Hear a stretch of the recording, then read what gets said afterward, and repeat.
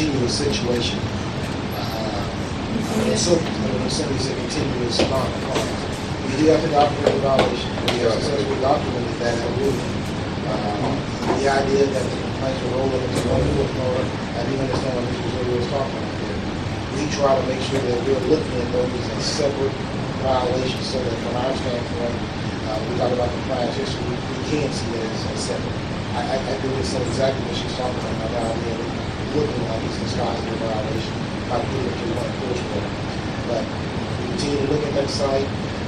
I can't really speak to the second one that's going on right now because it's still going through that process.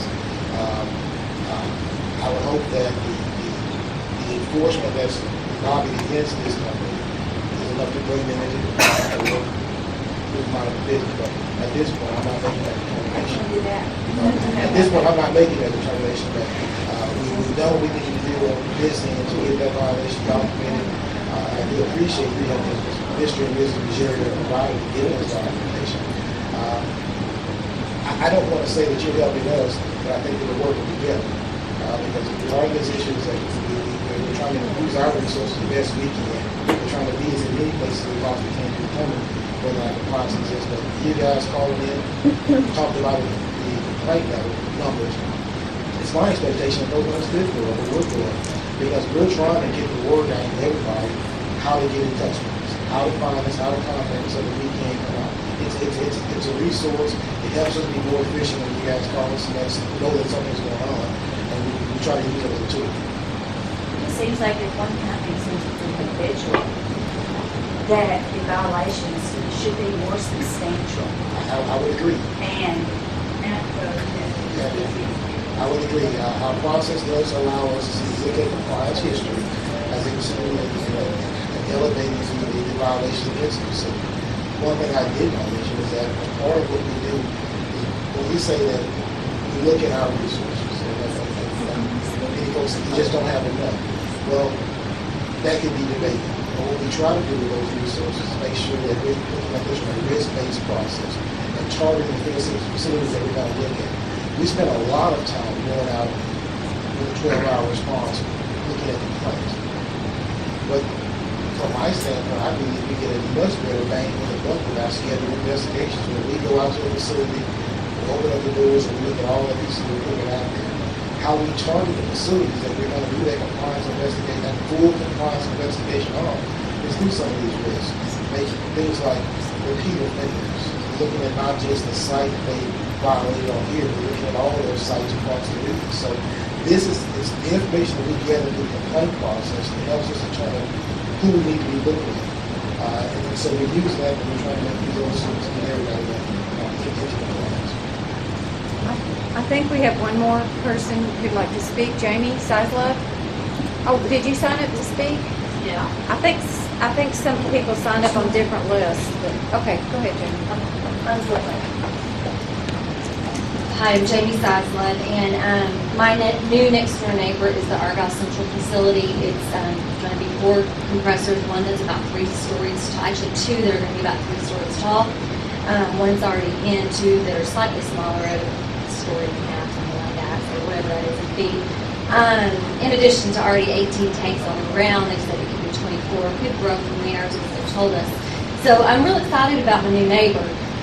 Especially after listening to everything here tonight. I came here really wanting to listen. I didn't think I was going to speak because I kind of was wanting to do a risk assessment. I'm 100 feet from this. 100 feet from my son's bedroom, this facility starts.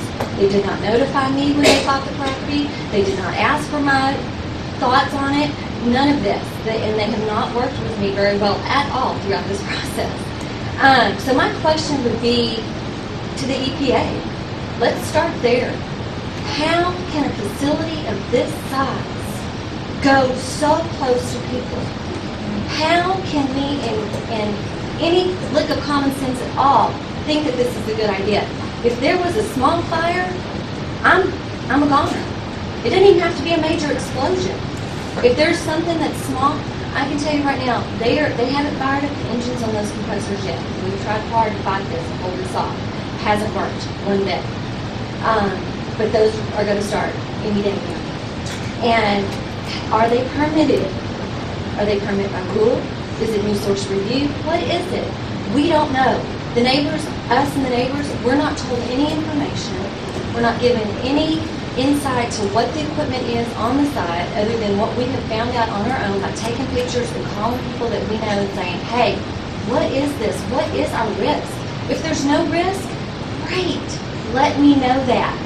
Then I can feel better about living there. But right now, I'm really concerned, especially after listening to everything here tonight and even other things that I've heard, that that this is going to be a deal breaker for my family. And we had moved into Argyle in 2000 with the intent that that's where we would be. We have 3 children from high school to elementary school, and I worry about them. Every time my son wakes up in the middle of the night with a migraine. He wakes up in the middle of the night with a migraine. Or he's out of school for 3 days with respiratory issues. These happened in the last 2 weeks.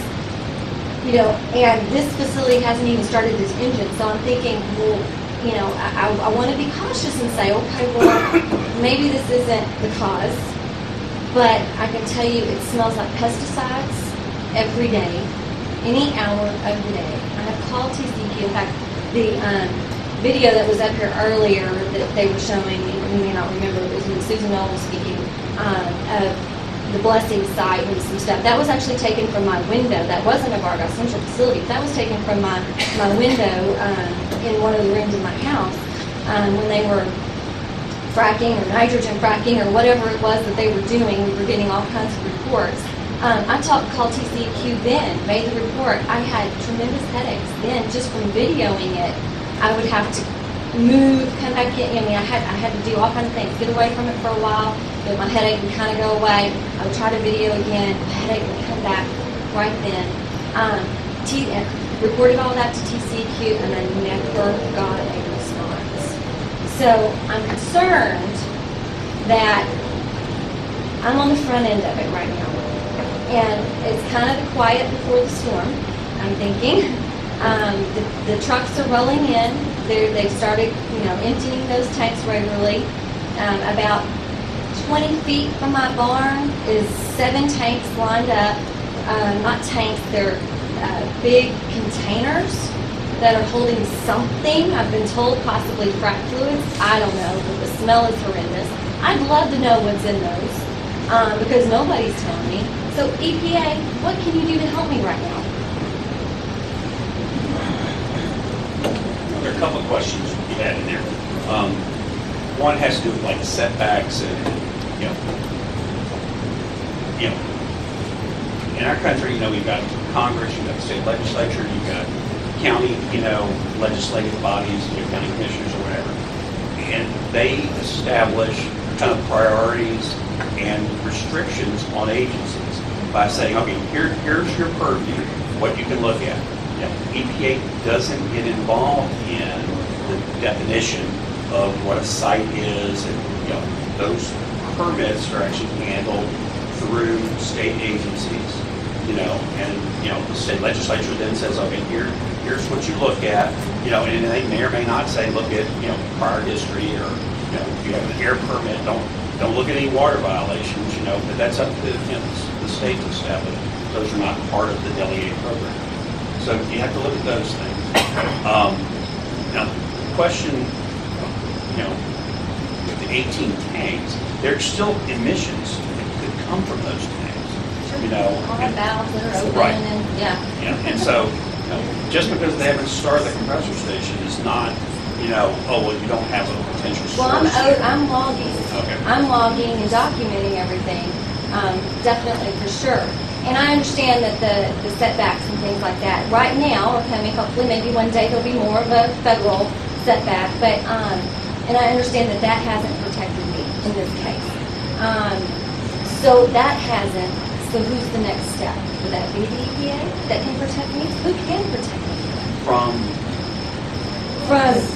The dangerously. I mean, I'm dangerously close here. I mean, from from odors that I'm smelling that could potentially harm my family. And that's potentially, I mean, I can tell you that I'm logging illnesses and we're doing those kinds of things.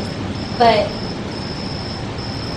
we won't know possibly till a year, 2 years, 3 years from now, really what has happened. But what we've heard here tonight, I think, is that there's enough concern about some of these sites. Oh, here we go. Yeah, it's running real slow. Yeah. What about the noise? Well, and as we said, the engines haven't fired up yet. This is the site that's about 100 feet from my son's room right there. Recently, So the that's EPA 3 compressors. They'll have a 4th one that they'll add. But anyways, thank you for bringing that up.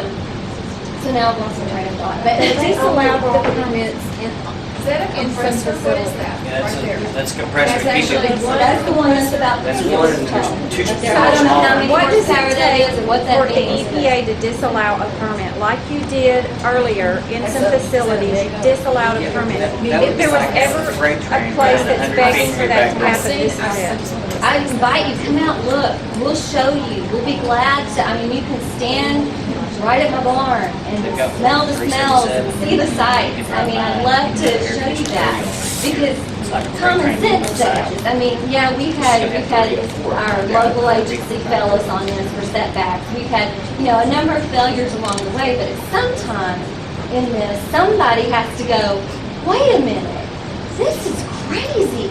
This is a really crazy idea. How can this exist? And I do believe this is probably one of those examples, because this is even far surpassed what I even thought it was going to be. This might be one of those cases that I plead for you to say, please, let's look at this, step in here and do something. Clean Air Act does not establish things such as setbacks for facilities.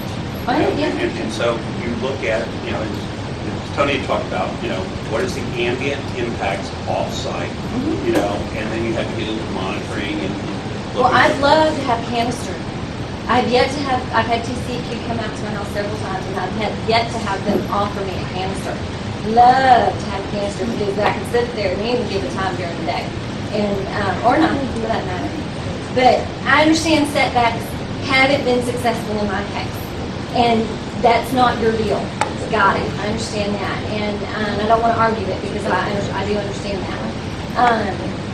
But when we're permitting something like this, do you not ever go, wow, look at the impact this is having on the environment of the people that live next door? Do we do that? I mean, that seems logical. We're not the permitting agency. Do you do new source review or permit by rule? Do you have any of those? No, the state does that. But you So did, is that the you road did disallow commissioner? some permits recently. For, Yeah, Refinery. Yeah. Refinery permit. this is a gas processing Right. plant. So where's the protection?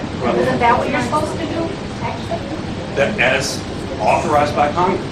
And if they establish these are the box you work in, that's the box you work Do we in. need to get Congress to give you guys the power No, we need to to get Bill establish Barton out. setbacks or establish something? Is that what we need to do? That is one way of going about doing it. It's a good idea. I have a question when you hear regarding this particular site. There's about 17 pieces of equipment that I counted at that site, tanks and whatnot, pipes. Actually, I think there's 21 pieces. Would each of those pieces of equipment have a separate permit?